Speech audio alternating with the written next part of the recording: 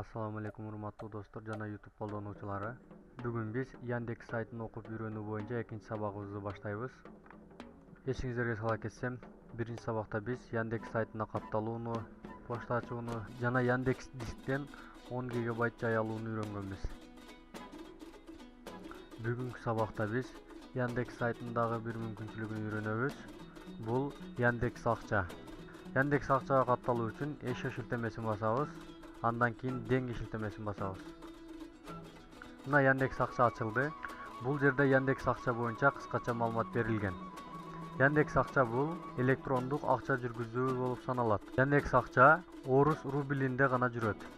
Яндекс акча аркылуу көптөгөн кызматтарга төлөсө болот. Мисалга алсак, уюлдук телефондордун балансын толтуруу, акча которуулар, онлайн оюндарга төлөө, коммуналдык услугалар жана ошондой эле ар кандай сервистерге акча төлөсөк болот. Мисалга ала турган болсок, өзүңүздүн Яндекс акчадагы балансыңызды толтуруп коюп, өзүңүздүн уюлдук телефондоруңузга, интернетке жана Кыргызстандагы туугандарыңыздын балансын толтурсаңыз болот. Бул сабакта биз Яндекс акчага катталууну жана ар кандай операцияларды жүргүзүүнү үйрөтөбүз. Ал үчүн открыть кошелек шилтемесин басабыз. Бул жерге бизде телефонубузду киргизүүнү сунуштап жатат. Өзүбүздүн телефон номерибизди киргизебиз. Мисалга алсак, мына мен азыр өзүмдүкүн киргизем. Продолжить баскычын басабыз. Андан кийин сиздин телефон номериңизге 40 секундтун ичинде код келет. Ошол кодду жазабыз. Жана создать кошелек баскычын басабыз. Яндекс акчага катталуу процесси жүрүп жатат. Яндекс акчага катталдык жана Яндекс акчанын негизги менюсу ачылды. Бул жерде эгер биздин виза картабыз бар болсо, бул виза картаны Яндекс акчага улаштырып коюуну сунуштап жатат. 0 рубль деп рубльдин белгиси турган белгини басабыз. Биздин кошелектин номерин көрөбүз. Мына биздин кошелектин номери. Бул номер көпчүлүк учурда керек болот сизге. Бул номерди бир жерге сактап коюңуз. Яндекс акчаны толтурууну үйрөнөбүз. Ал үчүн пополнить баскычын басабыз жана өзүңүзгө ыңгайлуу бөлүмдү тандайбыз. Эгер сизде банктык картаңыз болсо, ошол банктык карта аркылуу толтурсаңыз болот. Андан кийинки бөлүм телефонуңуздун балансы аркылуу толтурсаңыз болот. Толтуруулар жалаң гана Россия Федерациясынын уюлдук операторлору аркылуу жүрөт. Мисалга алсак, Билайн, Мегафон, МТС, Теле2 уюлдук операторлору аркылуу жүргүзүлөт. Биз Кыргызстанда болгондуктан бул толтуруу бизге ыңгайсыз. Андан кийин наличный баскычын басабыз. Өзүңүзгө ыңгайлуу жерди тандап жана кай жерден толтуруу жөнүндө маалымат алсаңыз болот.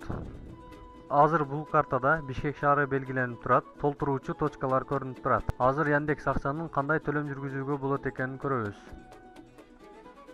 Ал үчүн товар и услуга баскычын басабыз. Мына экраныңыздарда көрүп турганыңыздардай эле көптөгөн төлөөнүн жолдору чыкты. Мисалга алсак, штраф, квитанция, налоги, мобильный телефон, кредити жана башка деген. Эми которуулар жөнүндө үйрөнөбүз. Ал үчүн переводу баскычын басабыз. Сиздин Яндекс акчадан башка бирөөнүн Яндекс акчасына которуу жолдору сунушталган. Андан кийин банковский карта баскычын басабыз. Кээ бир учурларда бизге картада керек болот. Себеби бардык эле жерде интернет аркылуу төлөгөнгө мүмкүнчүлүк жок. Андыктан бизге Яндекс акча өзүнүн картасын сунуштап жатат. Эгер сизге ыңгайлуу болсо, ушул жер аркылуу Яндекс картаны заказ кылсаңыз болот. Бул бөлүмдө өзүңүздүн аккаунтуңузду өзүңүзгө ыңгайлуу кылып оңдоп түзөө жүргүзсөңүз болот. Эми акча алуунун жолдорун үйрөнөбүз. Ал үчүн снять баскычын басабыз. Бул жерде дагы бизге көптөгөн акча алуунун жолдорун сунуштап жатат. Мисалга алсак, мына банктык артага акча которуу жолдорун сунуштап жатат. Жана бул жерде башка система аркылуу акчаларды алууну сунуштап жатат. Мисалга ала турган болсок, азыр мына Кыргызстанда популярдуу болгон акча которуулардын бири Kiwi кошелек, ошол аркылуу алынат. Ал үчүн Kiwi кошелек баскычын басабыз. Энекчеде акча которуу боюнча бланк сунуштап жатат. Бул бланкты толтуруп, заплатить баскычын басасыз. Телефон категориясына киребиз. Бул жерде көптөгөн уюлдук операторлор бар.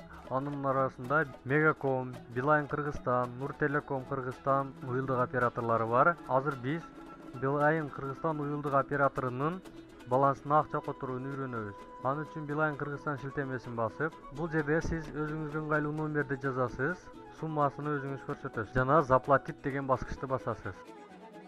Мына дагы биз Яндекс акчанын дагы бир мүмкүнчүлүгүн карап көрсөк, бул жерде программа деген шилтемени басабыз. Мисалга алсак, бул жерде көптөгөн программалар турат. Алардын ичинен Corel Draw, Antivirus, Kaspersky жана башка программалар турат. Сизге ыңгайлуу программаны тандап, жана ошол лицензиялуу программа сатып алсаңыз болот. Яндекс акчанын колдонуучулары 3 категорияга бөлүнөт. Азыр биз өзүбүздүн категориябызды көрөбүз. Аны үчүн рубль белгисин басабыз. Мына биздин категория анонимный деп турат. Анонимный шилтемесин бассак, бизге калган категорияларды да көргөзөт. Мына бизге категориялардын түрлөрү ачылды.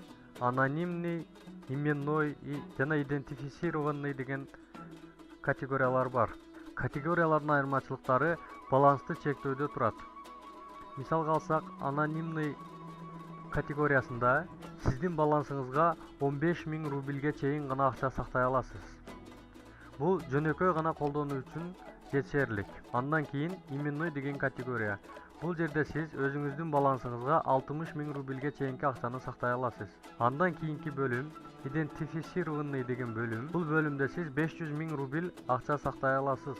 Ошону менен биздин сабак аягына чыкты. Эгер сизге видео жаккан болсо, досторуңуз менен бөлүшүңүз, лайк коюңуз, комментарий жазыңыз жана биздин каналыбызга катталышты унутпаңыз.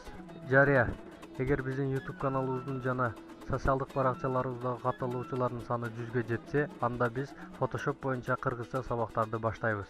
Эгер сиз Photoshop'ты үйрөнүүнү кааласаңыз, биздин YouTube каналыбызга жана социалдык тармактагы баракчаларыбызга катталышты унутпаңыз. Сабактагы кемчиликтер үчүн кечирим сурайбыз. Кийинки сабактарда көрүшкөнчө, ассаламу алейкум ва рахматуллахи ва баракатух.